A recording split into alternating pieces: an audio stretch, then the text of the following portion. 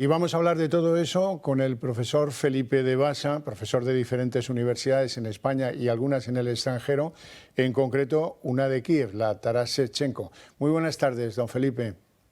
Don Xavier, muy buenas tardes. Gracias por atendernos. Bueno, estamos con 137 muertos en este lugar de conciertos en Moscú, con que Francia e Italia elevan el nivel de vigilancia antiterrorista y sobre todo en un papel el de Putin en toda esta crisis. ¿Qué opinas? Correcto. Lo que sí que puedo afirmar es que hay que tener cautela porque lo que se lee o lo que se escucha, lo que se dice en el lado ruso es totalmente diferente a lo que se escucha en el lado occidental. ¿Qué están diciendo los rusos? Primero, en Rusia ha sorprendido que Occidente, en este caso Europa y Estados Unidos, hayan afirmado categóricamente en muy pocas horas que el atentado era del ISIS. Ojo que hay una comunicación o un comunicado del ISIS. 11 personas han sido detenidas cuando intentaban escapar por la provincia de Friansk, que hace frontera con Ucrania y Bielorrusia. Y por eso Rusia ha dicho, ojo, también con cautela, no ha acusado todavía categóricamente, que hay una ventana del lado ucraniano. ¿Cuál es la posición rusa al respecto? La posición rusa es mucha cautela, están investigando, no se atreven todavía a afirmar o a aseverar, no sé si lo han hecho en los últimos minutos, pero sí que desde Rusia están diciendo una cosa muy clara.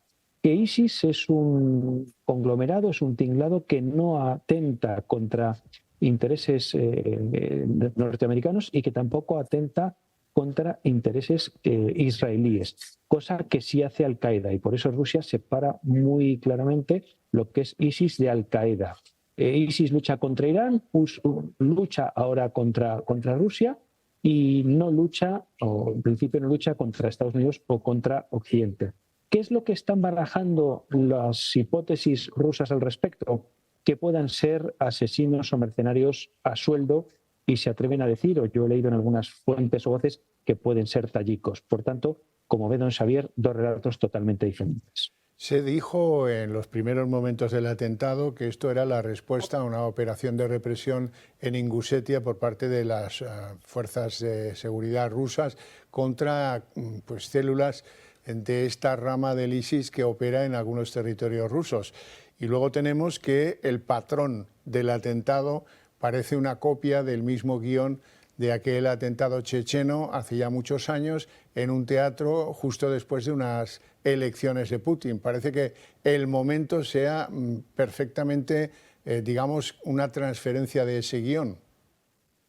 Correcto. En esas hipótesis lo que sí que vemos, y como usted también bien ha señalado, si repetimos patrones, esto lo que hace es acordonar el poder y tener Putin una mayor displicencia para actuar o ejercer la mano más ancha contra aquellas situaciones que deberían de no ser normales. Es decir, al final estrangular un poquito más a la población, limitar ciertos derechos, controlar más a la gente y, bueno, cerrar un poco o estrechar más el círculo. Es otra hipótesis que también está encima de la mesa. Hemos escuchado recientemente, y yo no hago mío, por supuesto, pero tengo que igualmente citarlo, como Trump ha dicho que el invento del ISIS fue un invento, en cierta manera, donde alguno de sus antecesores apoyó. Y esto está siendo repetido hasta la saciedad por Putin. Es una teoría hilarante, cuanto menos, pero está encima de la mesa, claro. Bueno, a lo que se le olvida a Putin es que los servicios de seguridad americanos advirtieron y los del Reino Unido advirtieron. Va a haber un atentado probablemente en Moscú y del otro lado nadie quiso escuchar nada. Correcto. Y no solo eso, sino que además ahora también nos están advirtiendo de que, ojo, en algunos países europeos como Italia y Francia, y no sé si probablemente España, donde tendremos que estrechar precauciones también.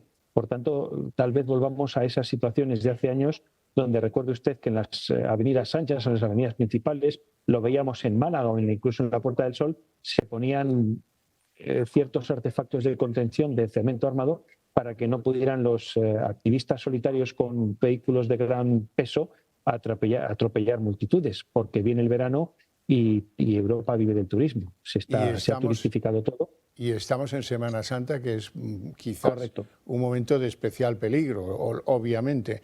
¿Qué se dice Correcto. en Rusia de estos sospechosos que han aparecido fotografiados, uno sin oreja, el otro con la bolsa de plástico en la cabeza, con evidentes signos de haber sido torturados?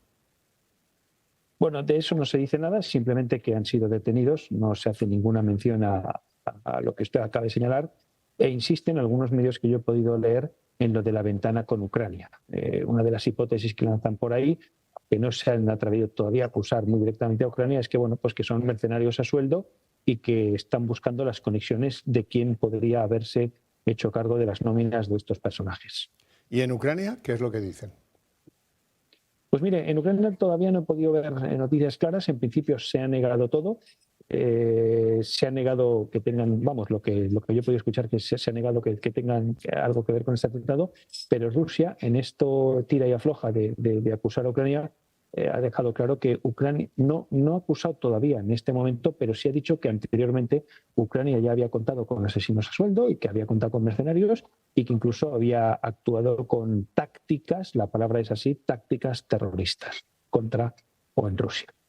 Y a futuros, las alianzas de Putin con países, pues digamos, islámicos radicales, como es el caso de Irán, ¿cómo podía repercutirles? Bueno, como decíamos antes, el ISIS actúa contra Rusia y contra Irán. Por tanto, cuando tienes un enemigo común, esto hace que tú fortalezcas tus relaciones. Y yo vuelvo a decir lo que he dicho también en otros programas anteriores, que nosotros estamos aquí viendo un conflicto muy claro entre Rusia y Ucrania, pero esto es un conflicto poliédrico que tiene muchas más aristas y que hay detrás también una especie de guerra o batalla cultural, porque en cierta manera Rusia ya ha dicho que va a luchar contra todo lo que viene de Occidente, lo que nosotros llamamos ideologías woke y queer, que precisamente este tipo de ideologías no casan o no se llevan bien con regímenes como el de Irán. Por tanto, yo no sé si después de este atentado veremos a Putin todavía más erigiéndose como un garante de los valores tradicionales. En cualquier caso, la relación queda fortalecida. ¿Y con otros aliados como por ejemplo Arabia Saudí?